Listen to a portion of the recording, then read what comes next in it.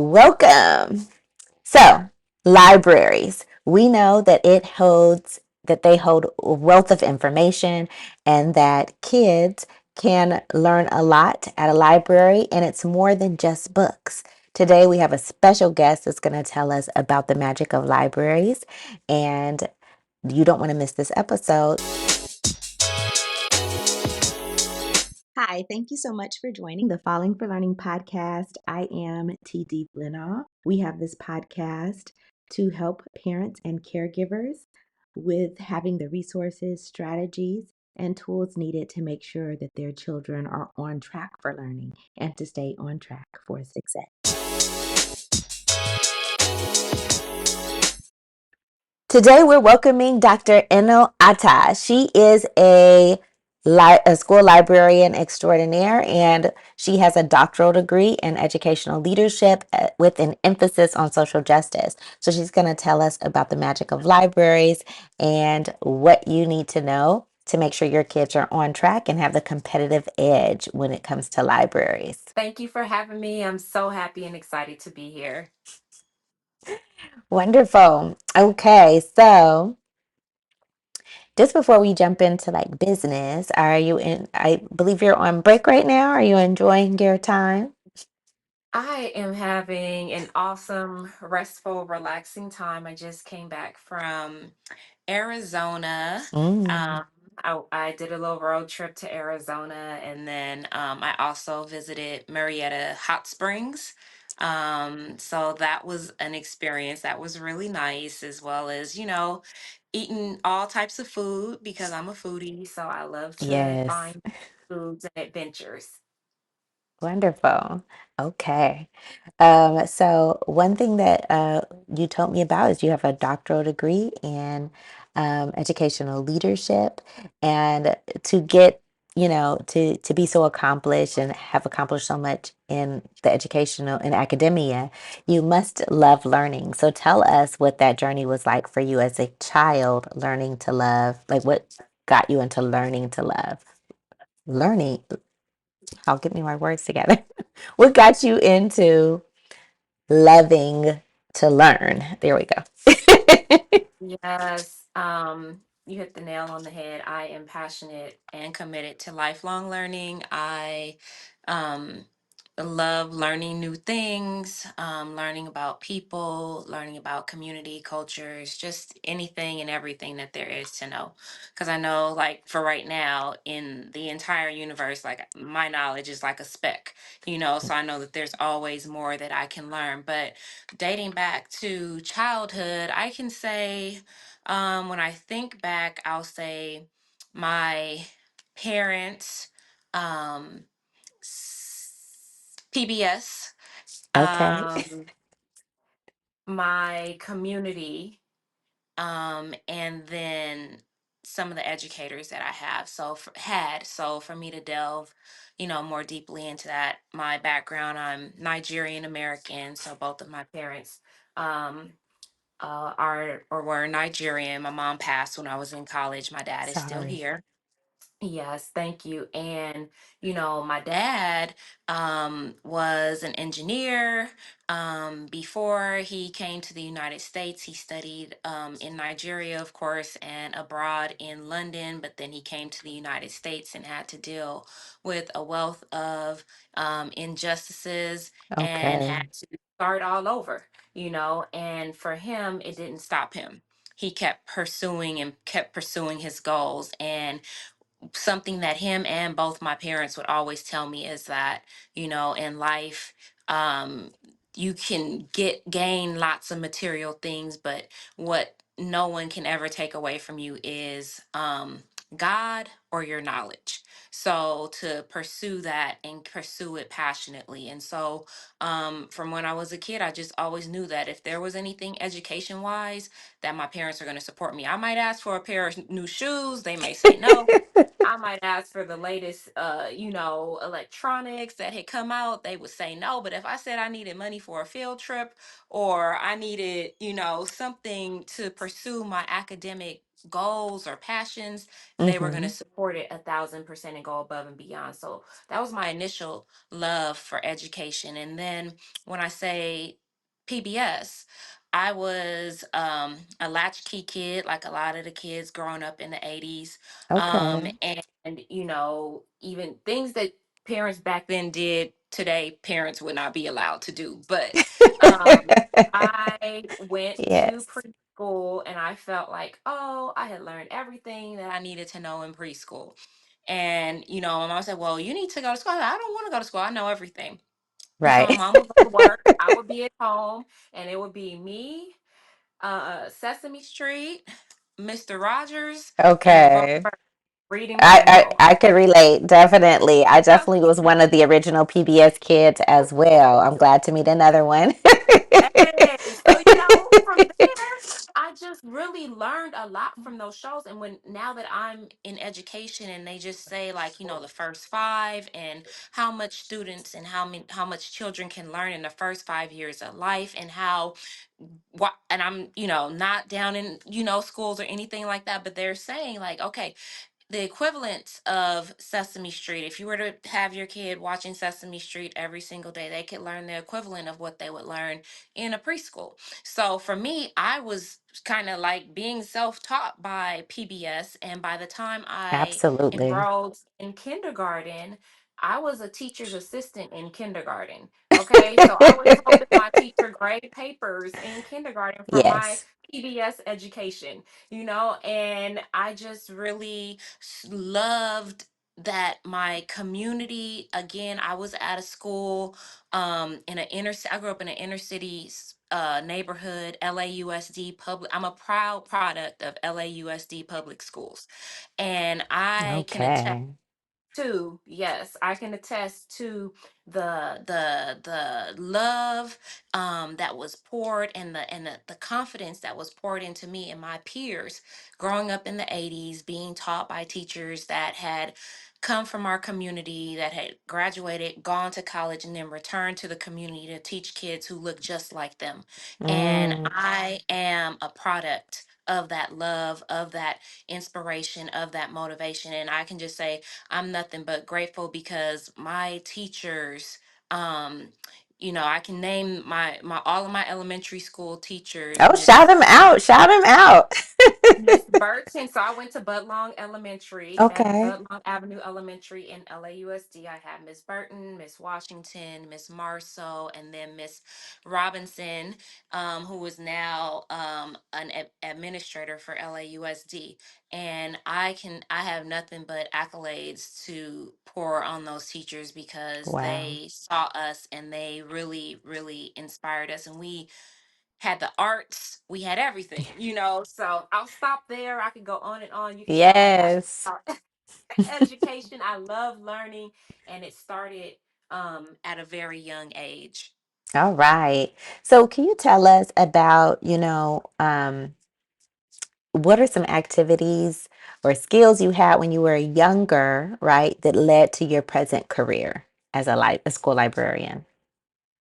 So yes, when I was younger, I actually was trained in ballet, tap, and jazz dance. Okay. um our school, and I that was outside of school, but in school we had a dance slash theater teacher from elementary school age who um was teaching us about Alvin Ailey, Debbie Allen. I learned the national black anthem in Okay. elementary school. I learned so many things that still resonate with me today. I learned about Langston Hughes. I learned about the Harlem Renaissance. I learned about, you know, so many things about culture and community. And again, there was not a deficit model or mindset. So I did that in elementary school. When I got older and I moved from my elementary school to a different elementary school in fifth grade. So, Okay. that was kind of traumatizing. But Yes. I got, again, new teachers, new educators who believed in me and also inspired me. And when I was in fifth grade, there was a program that was just starting. That was a partnership between LAUSD and the University of Southern California, and it was called the USC Pre-College Enrichment Academy Neighborhood Academic Initiative. Mm. And the program, I don't know if you have you heard of that program or not. I am not sure, but I've heard Okay. of different USC programs. I don't know if it's the same USC program. So this program is called the McMurrow USC Pre-College Enrichment Initiative, now NAI program now, but it was just starting. When I was in the fifth grade, I think they had done the program for a year. There was a cohort right before us, but then we were the second cohort. And the program promised that if you were stayed in this program from middle school all the way until high school and you graduated within this program, you took your SAT and you were accepted to USC, that you would have a full ride scholarship to attend USC, because the crux of the program was that the students who came from the neighborhood should also be mirrored in the demographics of the people who were attending college in that neighborhood. So Love it. Yes. how can you have, right, a university right in the middle of the hood, but the people who live in that neighborhood are seen or viewed as outsiders? So Yeah. we were included into USC, to where we were called scholars. We weren't called students, we were called scholars. We were on campus every single morning, and then we would bus into our home schools in the afternoons or after the morning. We would come to Saturday school at USC on Saturdays. We would attend Okay. summer school and intercession. Like, we breathe USC. So by the time we graduated from high school, it was like, the goal was like, you're going to USC, you have this scholarship, you belong here. Don't ever make anybody believe that you're an outsider or you don't belong. So that program really was instrumental in shaping who I was as a person, as a human being, as a learner, and it really shaped the teachers that I had in that program, and just their dedication and their devotion to us really, I think, impacted me to want to be an educator, because they were so passionate, and I know that I'm a passionate person. So before, I thought like, hey, I might want to go into child psychology. I want to work with youth. I want to support youth. But in the end, I was a part of the joint educational project. Well, let me back up. I was a tutor in my high school year. I think it was my senior year of high school. One of the NAI teachers had retired, and she had created her own business. And this bit it was kind of like a business nonprofit model, and her name was Miss Amos, and she would go into different inner city apartment complexes, apartment units, or Hmm. what people considered the projects. Right. And each of those units would have like a community room that she would get to use after school as a tutoring center for the kids who lived in that apartment complex. And Okay. she hired us, the NAI high school scholars, to come and be tutors, and we would tutor the elementary school kids who lived in those projects. The Rewrite Method and the Rewrite Method Workbook are your go-to resource for helping kids to learn to fall in love with writing. It has the tips, tools, resources, strategies, and skill building activities to help kids fall out of writing hate and into loving to write.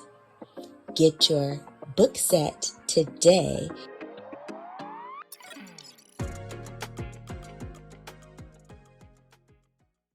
Okay. So that was like my first experience with, you know, quasi being in education as a tutor. And I was really passionate about it. It was very fulfilling. And I love the feeling of getting students who felt like they didn't know math, or they didn't know, you know, how to read or say a word or how to spell or how to write. Yeah. I just felt so good being able to support them and encourage them and let them know, like, you can do this, you can do anything you put your mind to, and I'm here to support you. So that was kind of how the things that I was involved in prior to college that got me thinking, like, oh, maybe I could be into education. And when I got to USC, I was a part of the joint educational project, and then another one of my classes, um, that I participated in, sent us into the community, um, to work with schools, creating lessons and teaching those lessons to students in our surrounding. It was called the Family of Five schools surrounding you. Nice.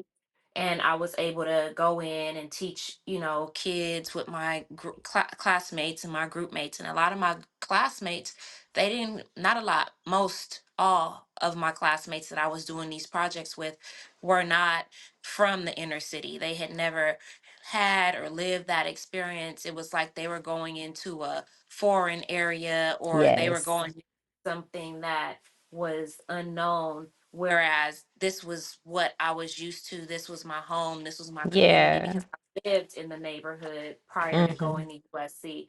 So I've I had a different experience when I was doing it. So for me, I felt like I was giving back to my community, and this is Right. where I belong. So again, those things really impacted my decision, to ultimately change my major and, do English language and literature, and minor in education. And then I ended up being able to drop my minor and go directly into teaching through my, English language and literature major. Okay. All right. What a journey. And that is so Yeah. awesome that stuck with that program.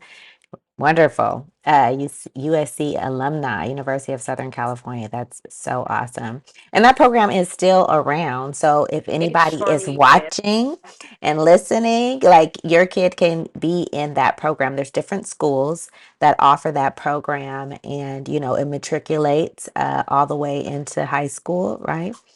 And And we see, they go have ahead. just to added more schools, because they only had, over the years it's transitioned, Mm-hmm. and then they were only having Fauché as a feeder school, and then they were moving more Right. eastwards, Mm-hmm. towards LA, and in the past, I think, year and a half, 2 years, they've now added, um Audubon Middle, Mm. school, so that they could attract more students from different demographics of Los Angeles County, Yeah. or from Los Angeles area, Yeah. that reflects our community. So that was something that they've done. And I think now, as like feeder schools, they're moving towards, instead of just having Fauché, I think they're also moving towards Crenshaw and possibly Dorsey. So I don't want to misspeak, but you have the information pulled up, Yeah, and yeah, yeah. I'm still a part of working with the, alumni association from time to time. Ooh, So wonderful. yes, thank you for Okay. sharing that. Yes. Well, thank you. So, let's talk about your current career, right? As a school librarian. What, can you tell us about libraries that can give, parents, kids, some insight? Like, what might they be missing? What's some underutilized parts of libraries? Yes, and how could I forget my journey? Like, that was my undergrad journey. I ended up going to San Jose State University. How I even ended up in libraries. So again, like, I went into education. I started teaching English at a high school in Inglewood. Shout out to Inglewood. Um, and loved it. And I was there, for about 15 years. But, Okay. um, I transitioned from the English classroom into the library accidentally. So I can't say, like, I knew I wanted to be an educator. I knew I wanted to teach. I Right. thought, but I didn't wake up saying, "Oh, you know what? I've always dreamed of being a librarian. If I said that, I'd be lying, right? But how I ended up being in the library was our librarian at the time was retiring. And how our school used to do is if somebody retires from a position, they just close it all together. So that's Oh, we lost auto mechanic shop, we lost JROTC, we lost a lot of things. And so the librarian, she was on a mission. She said, "Look, okay. when I leave here, I do not want them to close this library or close this library position. I am recruiting. Yes. Somebody is going to take this position." And so she Yes. went out to all the English teachers and was trying to recruit, and everybody was looking at her, including me, like, this woman is tripping. You know what I'm saying? Why does she think I want to spend the rest of my life shelving books? Like, no, I'm in the classroom. I teach English. You know what I'm saying? Yes. And for whatever reason, one day, I don't know what happened, and I said, that library degree is looking kind of intriguing right now. When you face different challenges and dynamics in the workplace, sometimes you're like, let me look at the grass on the other side and see if it's looking greener over there. And so it came back to my mind. She was like, if you go to the library, you'll stay in education much longer. And I was side eyeing her, looking like, what? What? No. Like, and so, for whatever reason,